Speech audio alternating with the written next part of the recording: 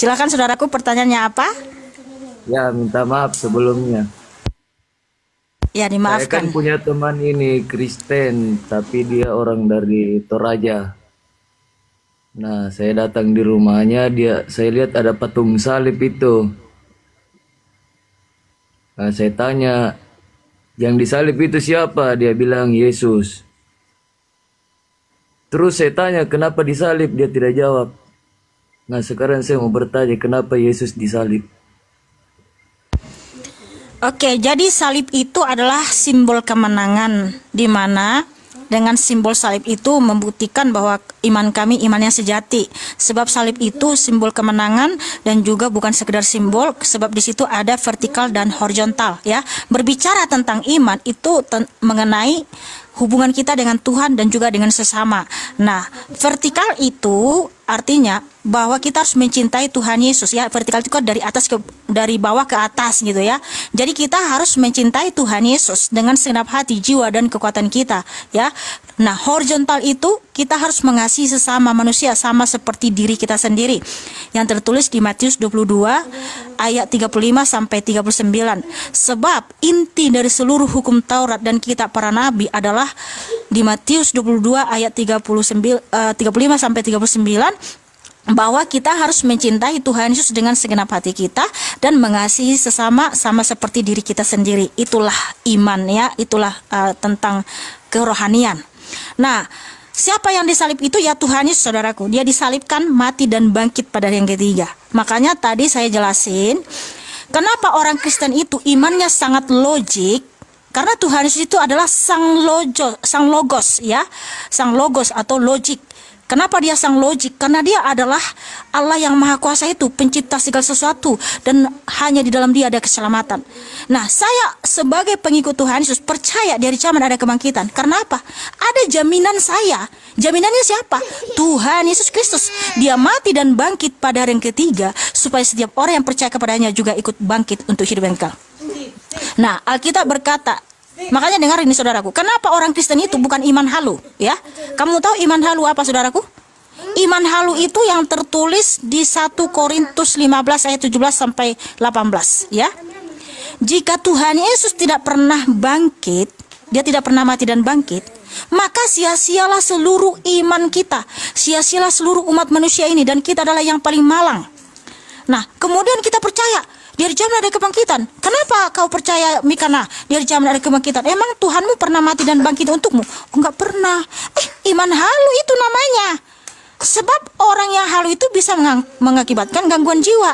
Tapi orang Kristen itu enggak halu, enggak gangguan jiwa. Karena apa? Yang benar adalah di 1 Korintus 15 ayat 20 sampai 23, Tuhan Yesus mati dan bangkit sebagai yang sulung bangkit di antara orang mati, supaya kita dibenarkan oleh karena kebenaran Kristus, sehingga kita juga ikut bangkit untuk hidup yang kekal. Itulah iman yang sejati. Jadi kenapa kami percaya di hari zaman ada kebangkitan orang mati? Karena jaminan keselamatan kami sudah terbukti memberikan keselamatan.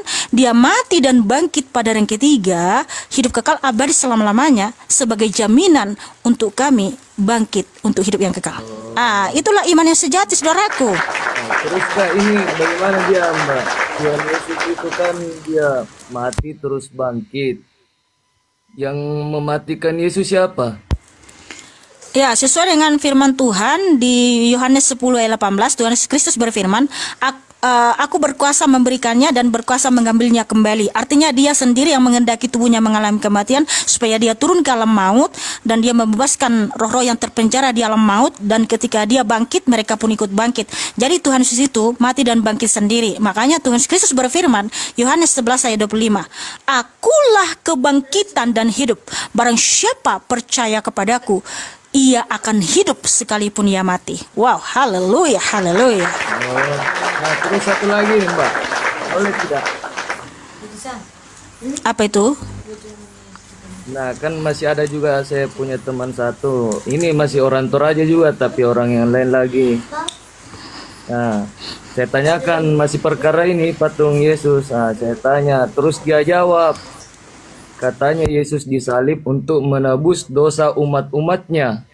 Berarti dalam hal ini yang beragama Kristen bebas untuk berbuat dosa karena semua dosanya sudah ditebus dan ditanggung sama Yesus.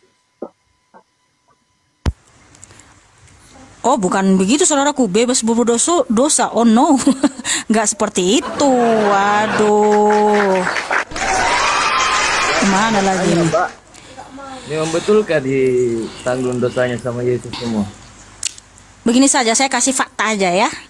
Nih, saya kasih fakta dalam Alkitab yang tertulis di Filipi 3 ayat 17.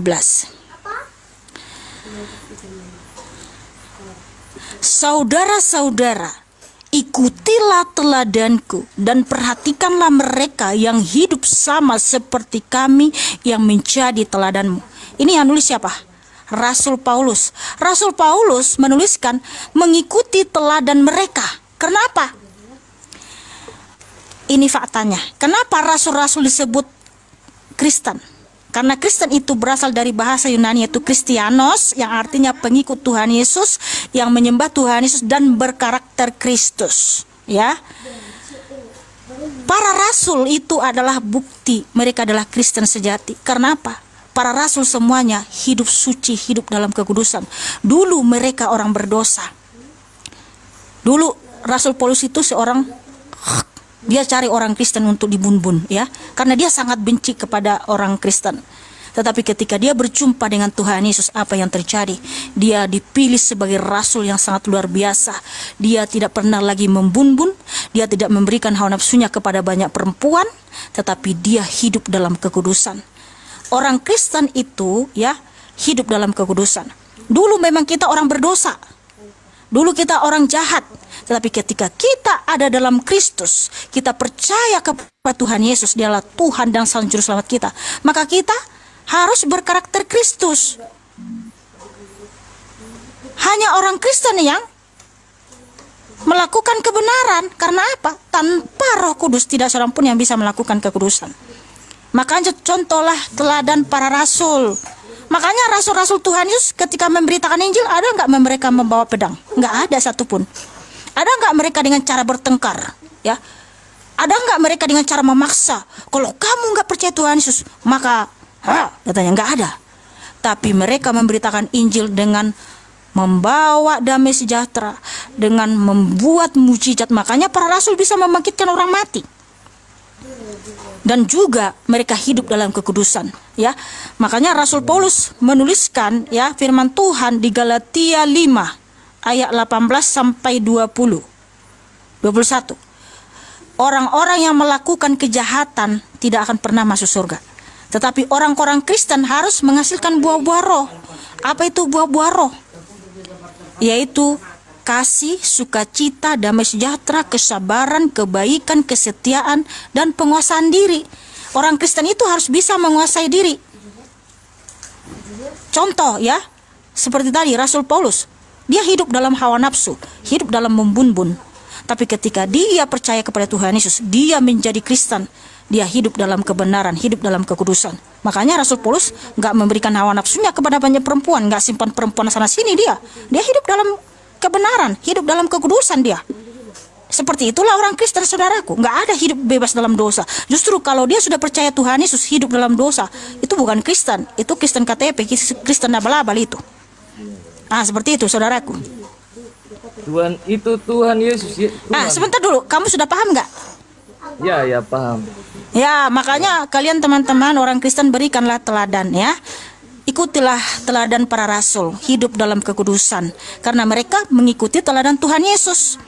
Ya. Kita harus berkarakter Kristus, saudaraku. Ya, begini entar dulu, itu dulu kamu sudah paham belum? Karena pertanyaanmu sudah 3, saudaraku. Oh, siap. Itu saja dulu, yang penting kamu paham, sudah luar biasa. Allahu Akbar. Ya.